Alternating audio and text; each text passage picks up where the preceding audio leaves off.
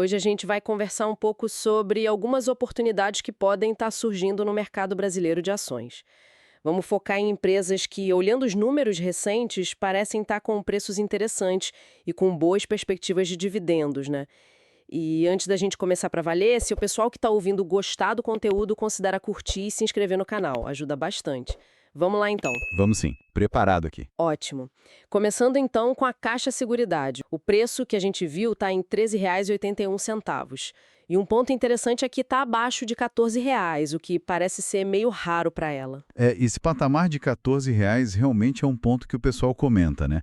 E abaixo disso chama atenção. E junto com isso tem o dividend yield dos últimos 12 meses que está ali perto de 8,31%. Uhum. E os pagamentos são trimestrais, né? Isso, trimestrais. Para quem gosta de um fluxo de renda mais constante, é um ponto positivo. Yield acima de 8% e trimestral é uma combinação interessante no setor. Verdade. E falando em seguradora, tem a irmã, digamos assim, a BB Seguridade, BBSE3. Ela também está num preço que parece raro, né? A informação é que está abaixo de R$ 34. Exato.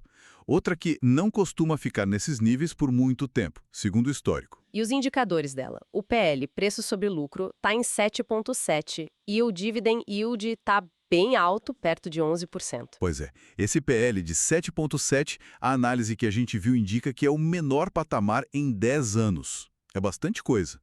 Já o PVP, preço sobre valor patrimonial, está 5,7. Pode parecer alto, né? Olhando isolado, Mas aí tem um detalhe. Para seguradoras, a forma de avaliar o PVP é um pouco diferente. A gente compara mais com a média histórica da própria empresa, por causa das regras contábeis do setor, sabe? Não tanto com empresas de outros ramos. entendi, faz sentido. E sobre o preço teto, como ficam as projeções para essas duas? Para BB Seguridade, a análise calcula um teto de 43,50, isso considerando um payout de 90%, Uhum. o que daria uma margem de segurança de uns 22% em relação ao preço atual. É uma margem boa. Sim, uma folga considerável. E para a Caixa Seguridade? Para a Caixa tem dois cenários. R$ 16 de teto, se a pessoa busca um yield mínimo de 8%, ou R$ 14 para quem quer um yield de 9%. A projeção de dividendo por ação usada foi de 1,26. Então, a margem de segurança aí fica menor, né? Uns 14% no primeiro caso e bem apertada, 1,4% no segundo. Essa margem de segurança é basicamente isso, né? A diferença entre o preço que se toparia pagar para ter aquele dividendo desejado e o preço que está na tela agora. Quanto maior, mais tranquilo, teoricamente. Mas, claro, é tudo baseado em projeção. Exato, projeção é chave. Mudando de setor agora, vamos para Vale, Vale 3. E aqui a história está muito ligada ao preço do minério de ferro, né? Caiu recentemente, mas parece ter um potencial de recuperação no radar. Com certeza. Commodity é assim mesmo. E tem um histórico interessante. Num pico anterior do minério, o yield da Vale chegou a quase 19%. Nossa, bem alto. Os pagamentos delas são semestrais, certo? Isso, semestrais. E teve aquela notícia recente, né, sobre as tarifas dos Estados Unidos. O minério de ferro e o petróleo não refinado ficaram de fora das novas sobretaxas. Ah, sim. Isso poderia ser bom para a Vale e para Petrobras também, né? Exatamente. Poderia ser um alívio. Embora, no dia da notícia, o mercado reagiu de forma mista. Vale caiu um pouco, Petrobras subiu levemente. Coisas de mercado. Sim. E o preço teto para Vale nessa análise? Olha, buscando um yield mínimo de 9%, a projeção apontou um teto de R$ 61, mas a projeção de yield para o ano seria de 10,26%, com um DPA de R$ 5,51. A margem de segurança, nesse caso, seria negativa ou muito pequena, dependendo do preço exato no momento da compra. Mas o potencial de yield projetado ainda é alto. Entendi. É bom ficar de olho na volatilidade do minério mesmo. Sem dúvida. Depende muito do cenário global. Ok. Próximo da lista, Banco do Brasil, BBAS3, setor bancário. O preço que a gente tem aqui é 19,85 e os indicadores como o PVP de 0,6 sugerem que a ação estaria descontada, né? Negociando abaixo do valor patrimonial.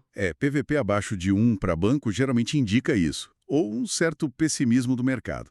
Pode ser por ser estatal ou por alguma incerteza do momento. O setor bancário é bem cíclico, né? Sim, e a análise mencionou uma possível pressão no yield temporariamente. Mencionou sim. E o cálculo de preço-teto ficou bem justo, R$ 20. Isso considerando um payout de 40%. Bem no preço atual, então. Margem de segurança mínima, 0,7%. Exato. E mostra também como esse teto cairia se o banco decidisse distribuir menos, tipo 30% de payout. É bem sensível a essa premissa. Para fechar a nossa lista, temos a CEMIG, CMG4. Setor elétrico, preço atual na análise, R$ 10,49. Elétricas, um setor que geralmente o pessoal gosta para dividendos, mas a percepção é que não está com tantas barganhas agora, né? Parece que sim, mas a CEMIG chama atenção pelo yield que está em 18%. Só que tem um porém. Tem. Esse yield está inflado por pagamentos extraordinários que aconteceram. É crucial olhar para o dividendo que é sustentável, o recorrente. Exato. E a projeção futura, mesmo sem o extraordinário, a análise projeta algo acima de 10%, baseado numa estimativa de lucro de 6 bilhões e um payout de 50%. Os pagamentos da CEMIG são semestrais. E o preço teto para ela, com essas projeções? Ficou em 11,50. Isso pedindo um yield mínimo de 9%. Daí daria uma margem de segurança de uns 9% sobre o preço de 10,49. Ok, então passamos pelas 5 BB Seguridade, BBSE3, Caixa, Seguridade CXSE3, Vale 3, Banco do Brasil, BBAS3 e CEMIG, CMIG4. A ideia geral, pelo que a gente conversou, baseado na análise, é que são empresas com potencial tanto de valorização quanto de dividendos e que os preços atuais poderiam oferecer alguma margem para quem pensa em acumular aos poucos. E aí, pessoal que está ouvindo, qual dessas análises chamou mais a sua atenção? Deixa um comentário contando pra gente um ponto que achou interessante e, claro, aproveita para curtir o vídeo, conferir se já está inscrito no canal e ativar o sino para não perder as próximas conversas. E só para adicionar um pensamento final, né? É sempre um exercício interessante pensar como essas projeções todas de dividendo, de preço-teto, podem mudar se a gente mexe nas premissas. Por exemplo, o que acontece se o payout for diferente? Ou se o lucro futuro for maior ou menor que o esperado? Ajuda a entender a sensibilidade da análise. Ótima colocação. É fundamental ter essa visão crítica. E lembrando sempre, pessoal, este conteúdo é para fins informativos, não é uma recomendação de investimentos, tá bom?